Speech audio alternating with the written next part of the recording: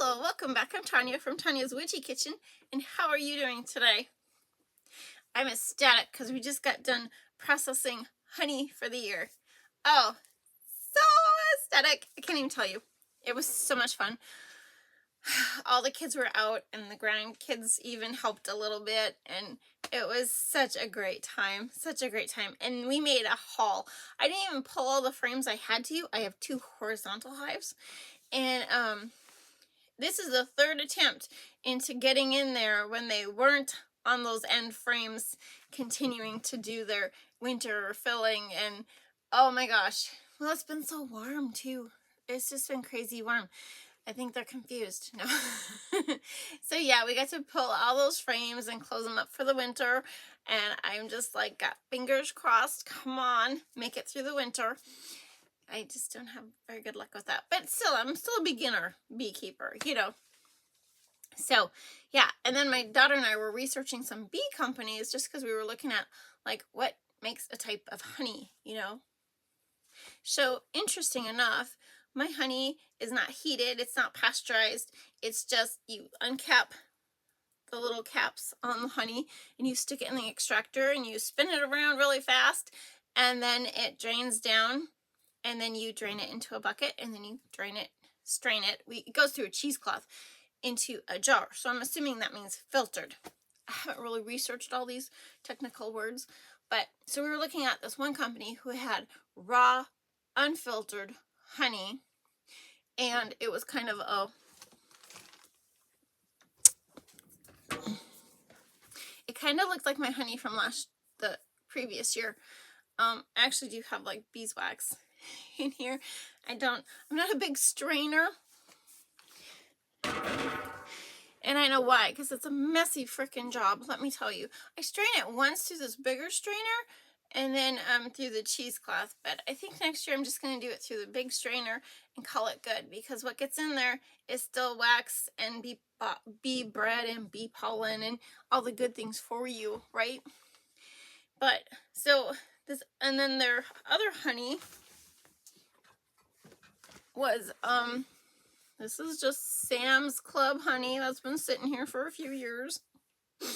You know, you see how, yeah, you know, well, who even knows if it's pure honey? It's from Sam's. But you know, it's clear. So their thing was, it was unfiltered, but it was not considered raw. So I'm assuming it was processed so that it stays and it doesn't crystallize as easily as mine does. Mine hasn't crystallized yet, but of course we're only in the first week, so we'll see if it crystallizes or not. I guess it's easier if it does. But yeah, there's a Facebook page.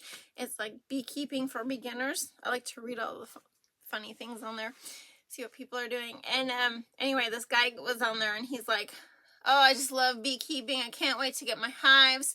You know, I've been doing all this research and how much is it going to cost to invest? And, you know, so he's going on and on. And then he's like, so then I decided to go to Walmart and I bought all these jars and I got these fancy labels made. He goes, but wow, people are assholes. He goes, they didn't like my can't believe it's not honey.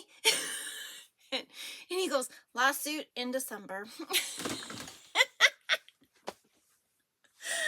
I thought it was funny. He didn't want to invest. He went to Walmart and filled it up with something else. Can't believe it's not honey. Yeah. But anyway, okay, not funny. But we are going to talk about foot soaks today. So 3 things. Dream big. Be true to you. You are worth it. And let's go check out this video on foot soaks. Okay, and to our foot soaks. These things are awesome. If you've never soaked your feet before, you really should try, because it might be something that you really, really enjoy. And sometimes it's even better than just taking a bath and soaking in the tub. You know what I mean? It takes a lot less effort. But anyway, the first ingredient I am adding to this are crushed menthol crystals.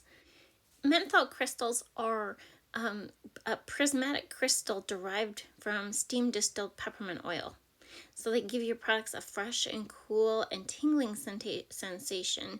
You can add them to lotions or ointments You can add them obviously to my shower steamers, to foot soaks, to soap, to beard balm. I've seen them used in a lot of different things. Most of them will dissolve in oil or alcohol bases. I like crushing them in certain things just because I feel I'm not losing the potency. You know what I mean? I know it probably is not true because I've put them in soap before, and you want to liquefy them first, but they're really cool. I just love using those. My next ingredient is dead sea salts. And why dead sea salts? So, dead sea salts are unique in that they contain 27% of various salts as compared to just 3% in your normal seawater. Most of these are made up from magnesium, potassium, calcium bromide, or calcium chloride, and bromides, and all natural. My next ingredient is Epsom salt, or magnesium sulfate. Epsom salt is great for relaxing the body, easing pain, improving circulation, and a lot more, such as the magnesium increases energy by encouraging the production energy packets made in the cells. And your feet, that's the best place to absorb this through, which is also why Epsom salt baths are very popular. Next, I'm adding a little bit of baking soda or sodium bicarbonate. So baking soda is great that it's an alkaline, and that neutralizes the acids and helps wash away oils and dirt. It can also help soothe inflamed skin, help reduce irritation and itching. So perfect for itchy feet. The next ingredient is MSM, or methyl sulfonyl methane, something like that. It's a sulfur-bearing compound. Sulfur compounds are found in all body cells, and therefore MSM plays a huge role in the body's sulfur cycle, helps to create the chemical links needed to form and maintain numerous different types of structural tissues of the human body, including connective tissues such as cartilage, skin, and it's great for joint health too. Now, before adding any fragrance to this, we're actually adding essential oils because they have more potent foot properties. I want to make sure that this is all broke up. So you want to make sure there's no big clumps, nothing, odd about it. And as for the sea salts, you can use the coarse ones, you can use the fine ones, you can use a blend of them. It's totally your preference. Now for this one, I am adding lemongrass and tea tree. That's not the one I show you at the end, but that's the one I'm actually making here. I use about 3% total of the essential oils. And essential oils, they can be antifungal, they can be antioxidant, they can be anti-inflammatory. You just want to pick oils that work for whatever you are going for. You know what I mean? And you want to mix them up really good, just like you do. That's the problem with whole raw salts, is sometimes you get weird things in there. I just pick them out. It might be just a different salt, or a weird looking salt, or attached to a rock. I don't know. But you just pick the essential oils that you're going for. So these are lemongrass and tea tree. And mix it up, mix it up, mix it up. You want to get them just like when you're doing bath salts or, any of those things. You want to make sure that you have it really well mixed up. And then I'm going to put it on a sheet with some freezer paper, and I'm going to let them dry overnight. A small batch like this doesn't usually take very long.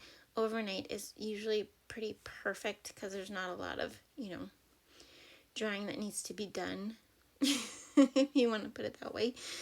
And so, spread them out as thin as possible and let them set up and dry. And you can mix them a few times, however you feel you need to. like this, just mixing it up, to make sure there's no big clumps. But what are foot soaks good for? They can actually help with foot fungus and bacteria. They can help soothe aches and pains. They can help soften corns and calluses. They can alleviate itching, and just an overall relaxing 10 to 15 minutes. Something to make you stop doing, like I just feel like everybody's go. These things, they make you sit. I mean, you could read a book with them. Some people play on their phone with them, but you don't want to drop it in the, your bin of water. But, but next, packaging. And packaging is always a fun thing to do. I package these in these little craft bags. They hold about, I think, 2.5 ounces is the max amount I can get in there, and that's really squishing them in. So I think I label these as, they might have 2.5 ounces, but I think I label them as 2.25 just to be on the safe side. And I just measure and pour them in the funnel, because I like using the funnel because it has that little zip bag, and I don't want to ruin the zip bag, I don't want it to have salt particles in there when I'm, zipping it for its final zip before it's shipped off to the new owner. And here they are, all packaged up and ready to go. They come in 4 great alluring scents, all essential oils. So check them out on the website. And as always, I hope you had a good time. Thank you for dropping by, and I will see you next time. Bye-bye.